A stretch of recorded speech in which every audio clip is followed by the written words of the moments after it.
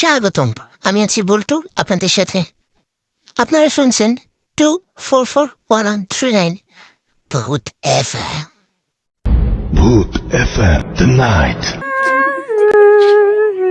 আজকে গোবরডাঙ্গা থেকে আমাদের কাছে একজন একটি ভৌতিক গল্প ইমেইল করেছেন। আমরা সরাসরি গল্পে চলে যাই। গোবরডাঙ্গা মাধ্যমিক বিদ্যালয় সবসময় তাই শিক্ষার মান ও পরিবেশের জন্য সুপরিচিত ছিল। বিদ্যালয়ের সবুজ গাছগাছালি এবং ফুলের বাগান শিক্ষার্থীদের মনোরম পরিবেশ প্রদান করত। কিন্তু বিদ্যালয়ে একদিন একটি রহস্যময় ঘটনা ঘটে, যা সবাইকে অবাক করে দেয়। একদিন সন্ধ্যায় বিদ্যালয়ের নাইট গার্ড কালাচাঁদ মিয়া তার দায়িত্ব পালন করছিলেন। হঠাৎ করে তিনি বিদ্যালয়ের পূর্ণ লাইব্রেরি থেকে কিছু অদ্ভুত শব্দ শুনতে পান। শব্দগুলো ছিল কাগজের ফিসফিসানি ও দাপাদাপি বা লাফালাফি করার শব্দের মতন শোনাচ্ছিল।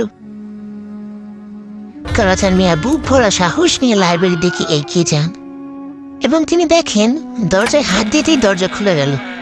তিনি বেশ অবাক হলেন এবং ভেতরে প্রবেশ করলেন। সে সময় তিনি এক আশ্চর্য ঘটনার সম্মুখীন হলেন। তিনি দেখলেন লাইব্রেরির বইগুলো জীবন্ত হয়ে উঠেছে এবং নাচানাচি করছে। বইগুলো কালাচাঁদ মিয়াকে দেখে তাদের নাচানাচি বন্ধ করে কালাচাঁদ মিয়ার দিকে এগিয়ে গেল আর বলল, কি ব্যাপার কালাচাঁদ, সব ভালো তো? আর বলল, তা যখন এসেই পড়েছ, আমাদের সাথে একটু নাচানাচি করে যাও। এ কথা শুনে কালাচাঁদ মিয়ার লুঙ্গি ক্রমশ ভিজে যাচ্ছিল। কালাচাঁদ মিয়া তাড়াহুড়ো করে দরজার দিকে দৌড়াতে থাকে।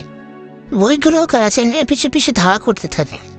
এক পর্যায়ে বইগুলো কালাচাঁদ মিয়ার কাছে গিয়ে কালাচাঁদ মিয়াকে বলে, किस कलर की चड्डी पहने हो? बता दो ना। आज चड्डी नहीं पहने हो ना?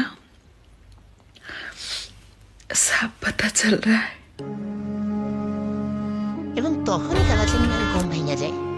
কালাচাঁদ মিয়া বুঝতে পারে এতক্ষণ ধরে সে স্বপ্ন দেখছিল।